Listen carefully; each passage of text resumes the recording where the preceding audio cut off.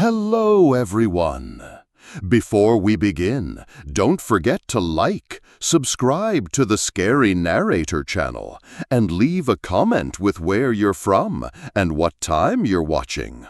That way, YouTube will keep showing you stories just like this one.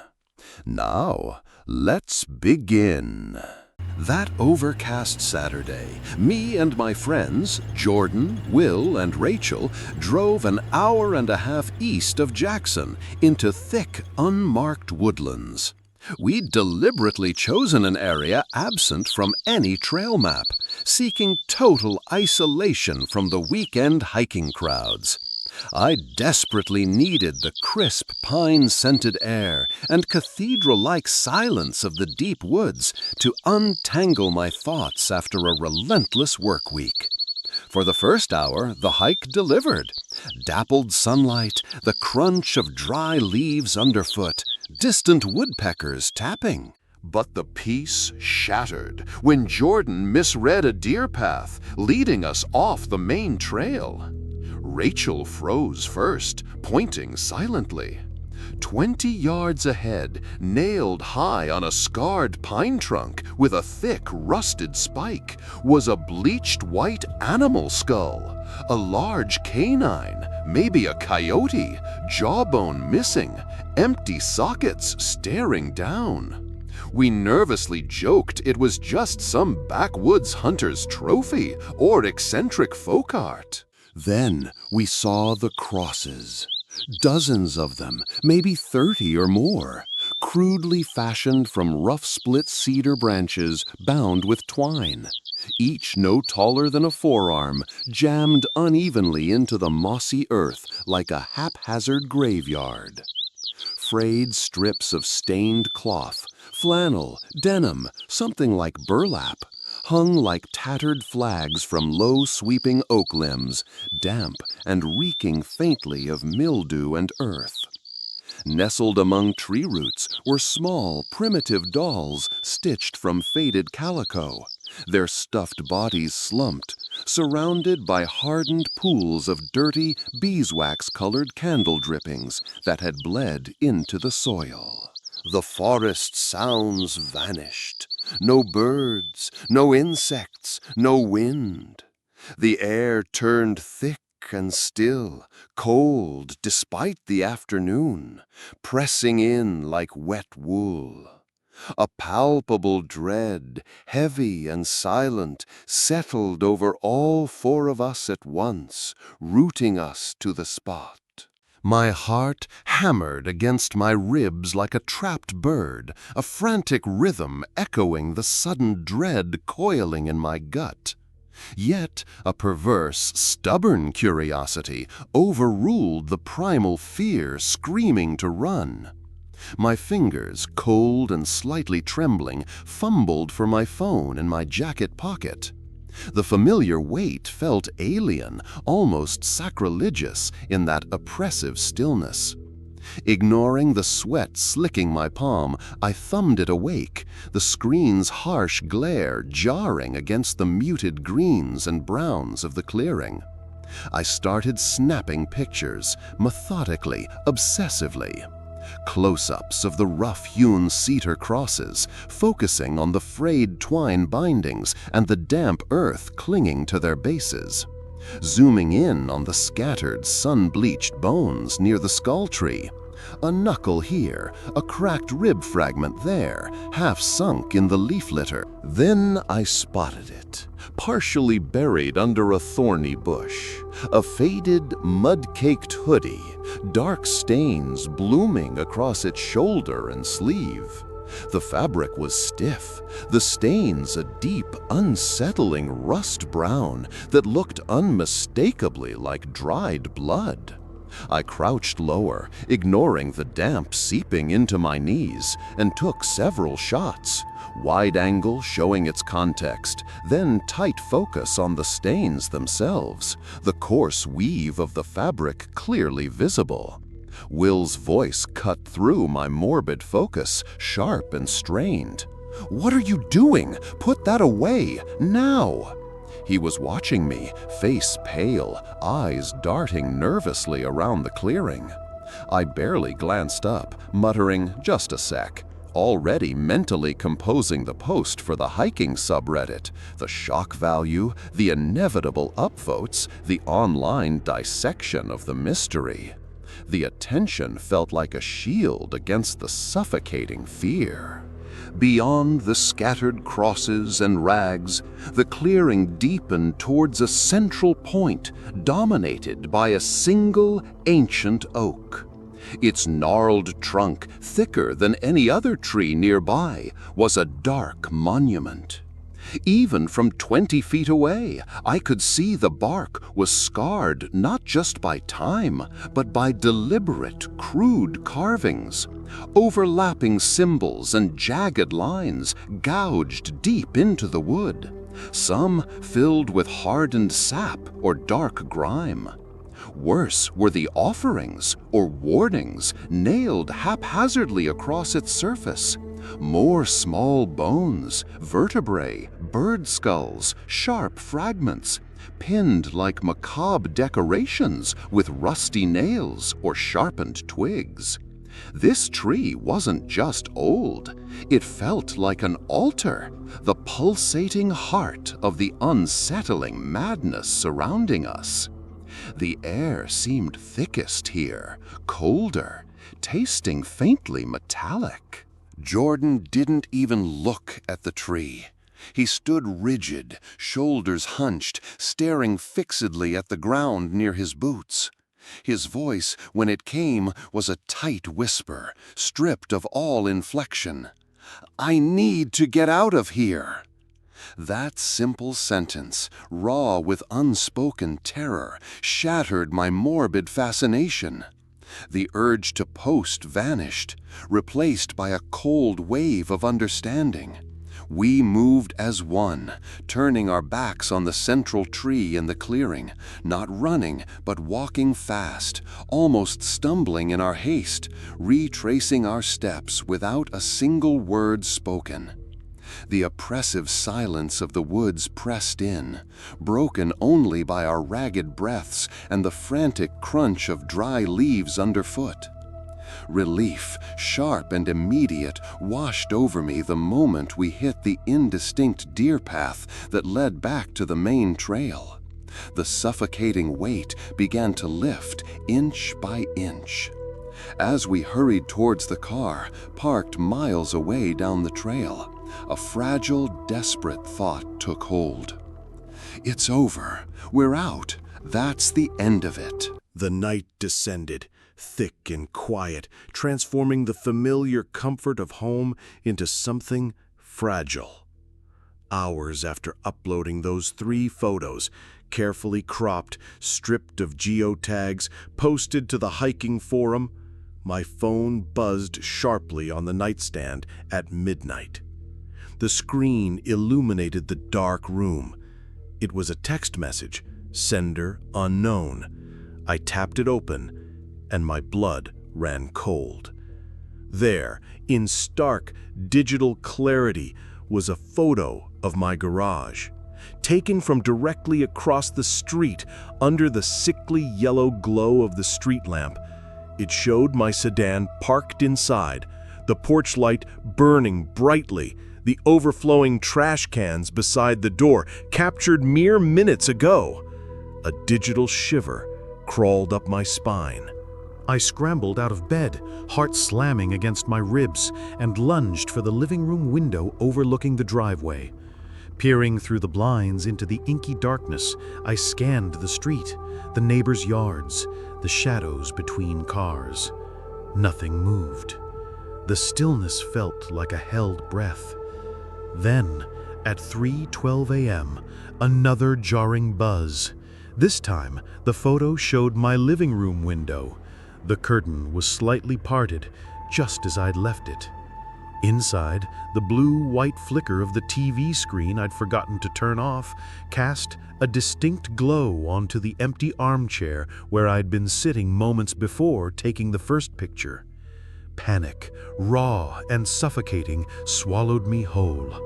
I flew through the house, hands trembling violently, checking and rechecking every window lock, deadbolt and chain, front door, back door, basement slider, my breath coming in ragged gasps.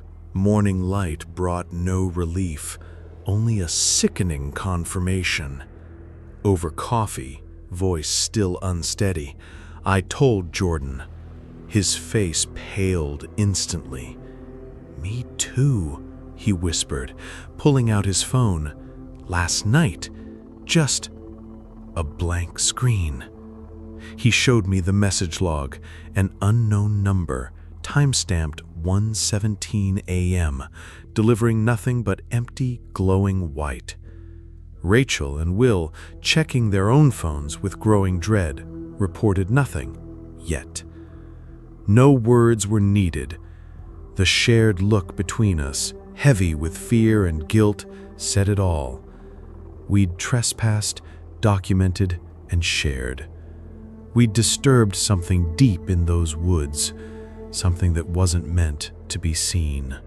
And now, it knew exactly where we lived. My fingers stabbed the delete button, erasing every photo and the forum post. But the icy certainty settled in my gut. It was already too late. Desperate, I mounted a security camera above my front door. The footage from 2:47 a.m. showed a figure standing motionless on my porch for 4 minutes and 58 seconds, face obscured in deep shadow cast by the porch roof. But clearly visible against their dark shirt hung a pale, porous object, swinging slightly, roughly finger-length, unmistakably bone-like. The police took a statement, filed a report, then nothing. The terror metastasized. Rachel arrived home to find her back door wide open. Her cat vanished without a trace. Will began hearing distinct nightly sounds, sharp snaps of twigs just outside his windows, followed by faint, rhythmic knocking like knuckles on glass. I kept every light blazing 24/7, that crawling sensation of unseen eyes locked on me, never easing. The texts shifted to terse, chilling commands: repent, return, watch, sent from burner numbers that dead-ended when traced. The final blow was finding a small, rough wooden cross with feathers and twine nailed to a tree in my backyard. The gate was locked. The fence is tall. I called the police again. Useless. I even slept in my car, afraid of my own house. Slowly, the incident stopped, and the heavy air seemed to lift. We never found out who sent the pictures or left the cross. Jordan moved away.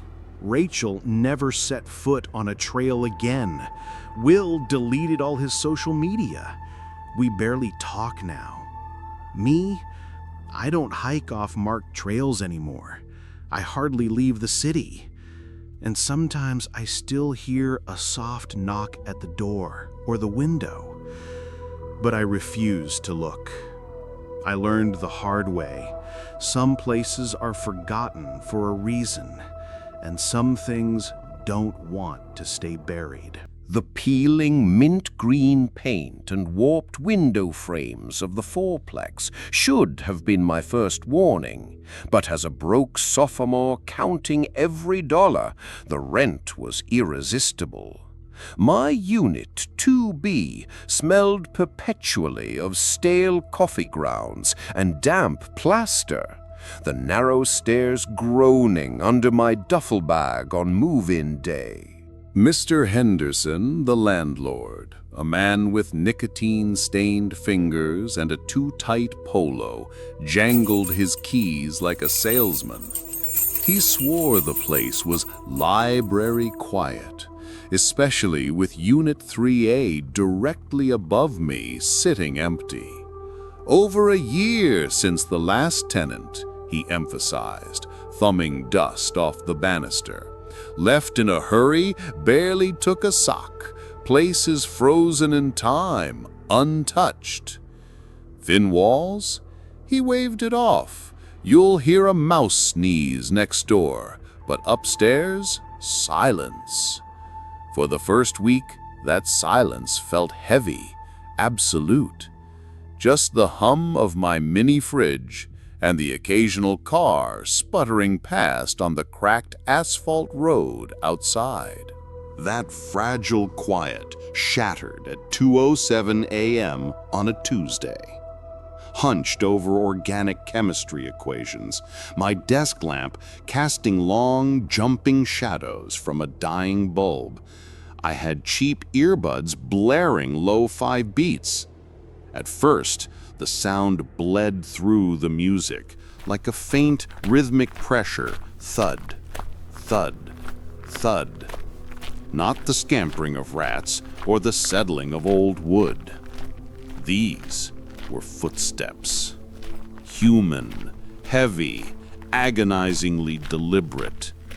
Each impact resonated through the ceiling's water-stained popcorn texture directly above my desk. I ripped the earbuds out, the sudden silence ringing in my ears. My breath hitched. The steps didn't stop. Thud, pause, thud, pause, thud. They paced a short path, maybe 6 steps, from what would be the kitchen area of 3A to the center of the living room, right above my head. Then, nothing. Not true silence, but a dense, listening quiet. The kind where you hear the blood rushing in your own ears. A floorboard groaned faintly under immense, shifting weight. Someone, or something, was standing perfectly still up there, waiting. The air in my apartment turned thick and cold. My fingers froze mid-equation, pencil lead snapping on the paper. Every instinct screamed to bolt, but my legs felt bolted to the chair. I stared at the ceiling, tracing the jagged crack running like a fault line over my bed.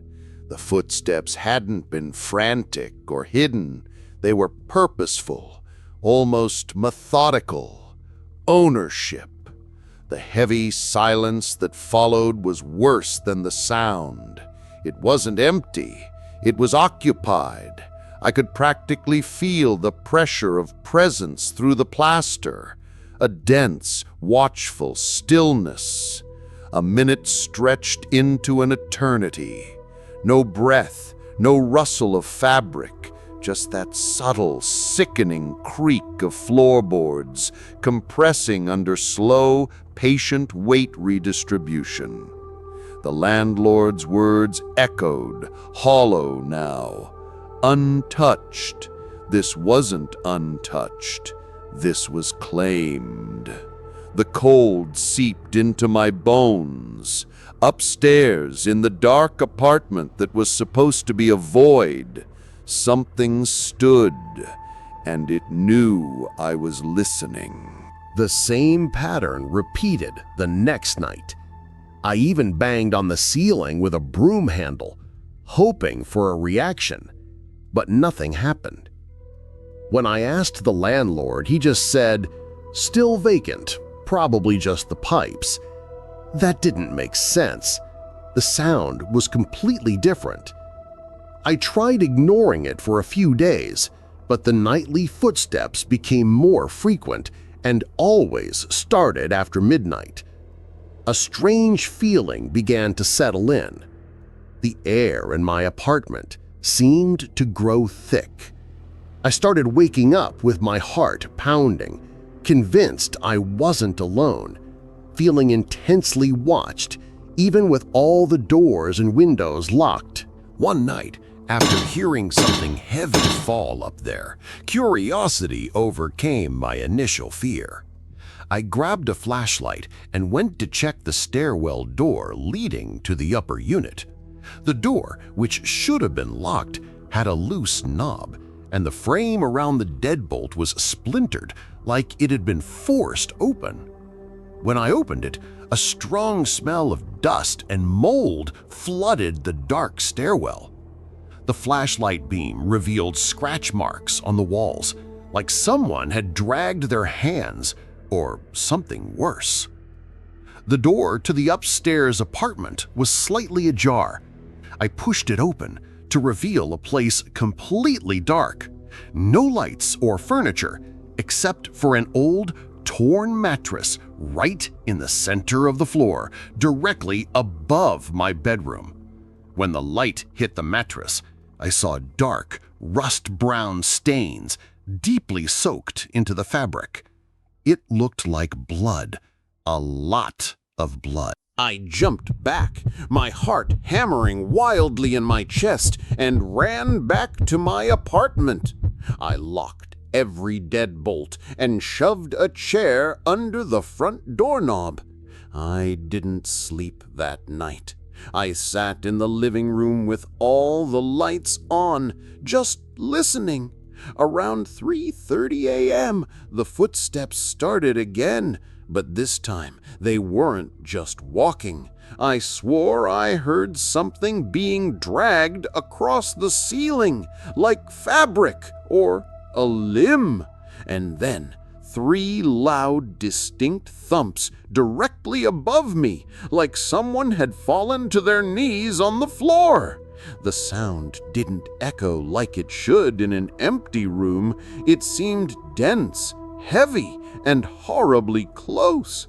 I almost called the police, but hesitated. How could I explain this without sounding crazy? The next morning, when I went back with my phone ready to record, the stairwell door was closed again. Worse, the deadbolt was perfectly repaired. The landlord denied everything, insisting the door had been reinforced months ago and that he had no keys to the unit. I felt more alone and terrified than ever. I started avoiding the apartment, sleeping in the library or at friends' places, but that constant feeling of being watched never left me. 2 weeks later, coming back from a weekend away, I found something that chilled me to the bone. 3 perfect dents in my bedroom ceiling directly above my bed, right where I heard the noises. They were spaced like knees hitting the floor hard. Those dents were not there before. I didn't unpack. I terminated the lease right then and never slept in that place again. Even over a year later, I still think about it. I try to rationalize it, but the broken lock that magically got fixed, the blood-stained mattress, the dents in the ceiling, and the landlord's deliberate silence just don't add up. One thing I know, whatever was in that apartment, it knew I was down there. The steering wheel vibrated under my palms as I wound through the knuckled ridges of rural Arkansas, gravel pinging the undercarriage. Pine branches scraped the passenger window like skeletal fingers. I'd taken County Road 7 to bypass I-40 construction, a shortcut I'd driven years ago, now swallowed by deeper darkness. No moon, just a suffocating blanket of stars. The dashboard clock glowed 10:58 p.m. Static-laced classic rock crackled from blown speakers, the only sound besides the wind rushing through my half-open window. No cell bars, just me, the trees, and 12 miles of crumbling asphalt. Headlights flared in my rear view, 2 jaundiced eyes cresting a hill too fast. I squinted. An ancient pickup, maybe a rust-eaten Ford F-150, closed the gap unnaturally quick. Its high beam seared my retinas, bleaching the pines bone white. No license plate, just a dented bumper caked in dried mud. It rode my bumper, close enough that I smelled exhaust, sour, metallic, like burning oil. My knuckles whitened. I eased off the gas, signaling it to pass. It didn't. Then the flashing started. Not emergency strobes, Jagged, rhythmic bursts. On, off, on, off. 3 rapid flicks. Silence. 2 more. The pattern felt deliberate, mocking. The beams cut through my cab, throwing my shadow monstrously onto the road ahead. I hit a straightaway and swerved onto the shoulder, gravel spraying. The truck slowed, then pulled parallel. Through its grime-caked passenger window, I saw only darkness inside. No driver. Just those lights pulsing again. Flick, flick, flick, before it roared past, vanishing around a curve. The night air suddenly felt icy. My palms slicked the steering wheel. Maybe taillights out? I tapped the brakes, once, gently. The dashboard's red glow confirmed they worked. Instantly, the truck's high beams erupted, 3 violent, staccato flashes that stabbed my eyes. Flash, flash, flash. Not a signal, a snarl. I held my breath. The road widened ahead, shoulder gravel bleeding into weeds, a clear passing zone. I hugged the right line, tires scraping brush. "Just go," I hissed. The pickup didn't budge. It hovered 3 feet from my bumper, engine guttural, a low, hungry growl vibrating my trunk. I stomped the gas, 65 and a 55. Wind screamed to the window, pine trunks blurred. Still, it clung. No sway, no drift. Its headlights carved twin tunnels through the dark, framing my car like prey.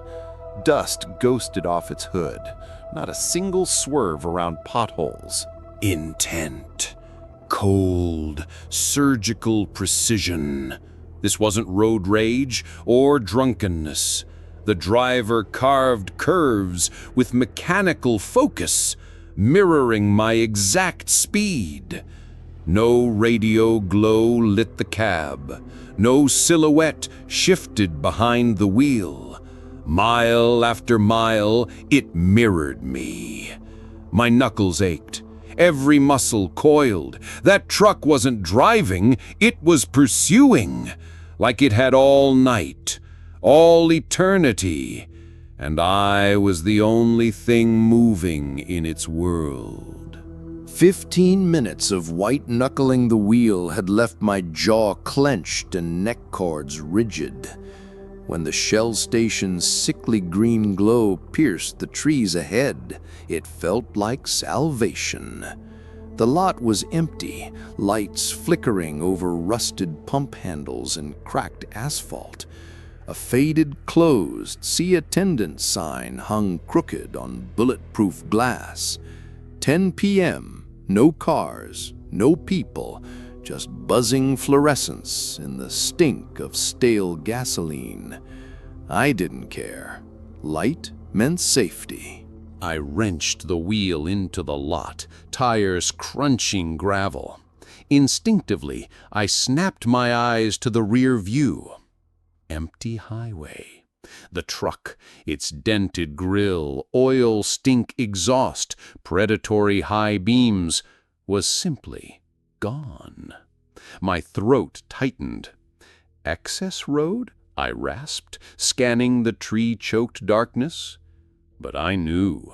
No driveways, no logging trails, not even a deer path for miles. That truck hadn't turned off. It had vanished mid-chase on a dead straight stretch of County Road 7. I parked crookedly at pump 3, engine idling. Didn't cut the ignition.